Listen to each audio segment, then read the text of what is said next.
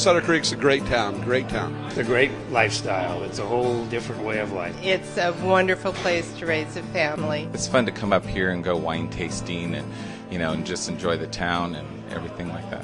Nessun dorma, nessun dorma.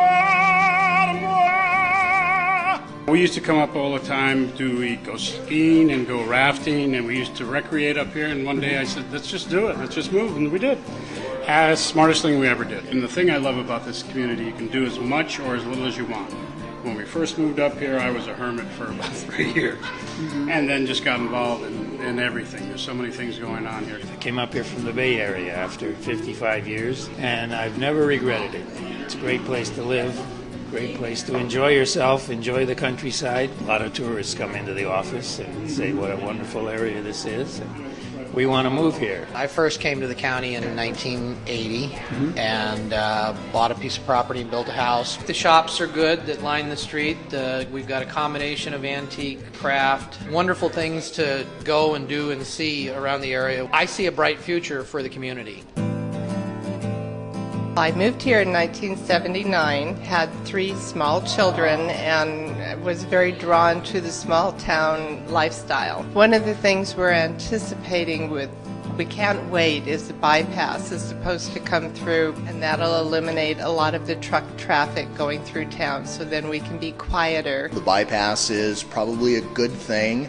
I'm a little cautious about the immediate outcome for Sutter Creek, only because when you've got that enforced traffic going through town, you've got a percentage of people that's going to stop. It can be both a bane and a boon. I think for residential real estate here, it'll be great. For the business district, if they band together and they market it properly, I think it can also be a very good thing. We still have till November the 11th or so of this year before the bypass is open. We feel that it will only enhance the town. We'll be able to close down Main Street. It will give the feeling of more the 1880s than the current day. Amador County was selected as one of the top 10 destinations in the world, not just in the United States and not just in California. There's going to be inevitable growth. Anybody that comes up here and sees this area says, I want to live here. The city council, the mayor, myself, and my staff, what we try to do is facilitate them, give them opportunities to make their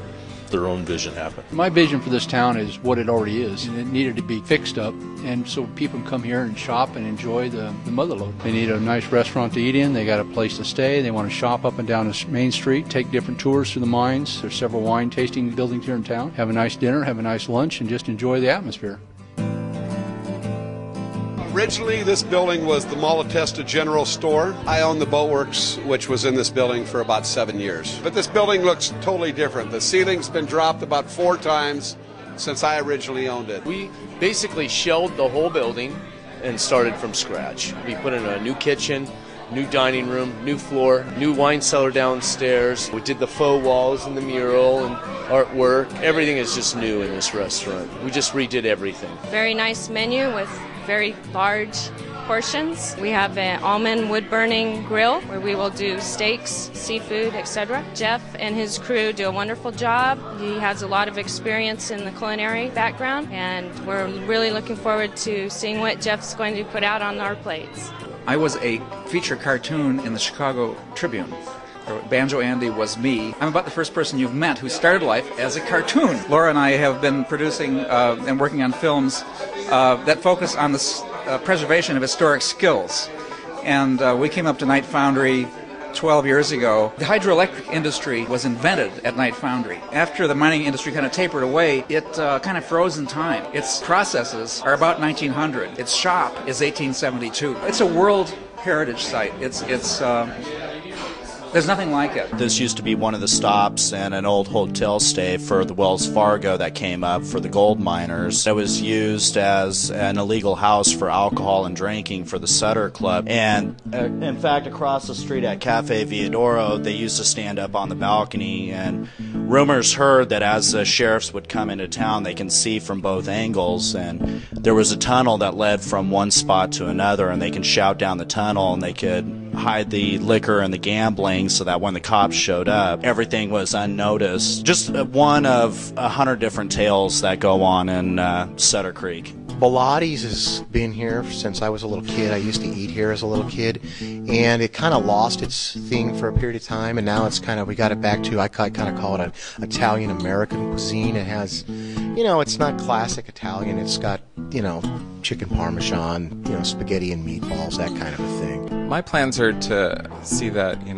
everybody that comes in here, all our guests have a really nice meal, Italian food, seafood, steaks, and then also some sandwiches, just to make it a nice restaurant for people to come and enjoy our food. Anybody that wants to get out to the old country and kind of look at it the way the 49ers did way back in the 1800s, you can kind of go along and you get a glimpse of that as you're walking down the street. You see the old buildings with the old balconies, and you see a lot of the old antiques as well as the old gold mines. There's tons of stuff to do up here. When my children went away to college, I thought maybe I'd move to the city, but I couldn't. It's good people, long-time friendships. It's a great place to live.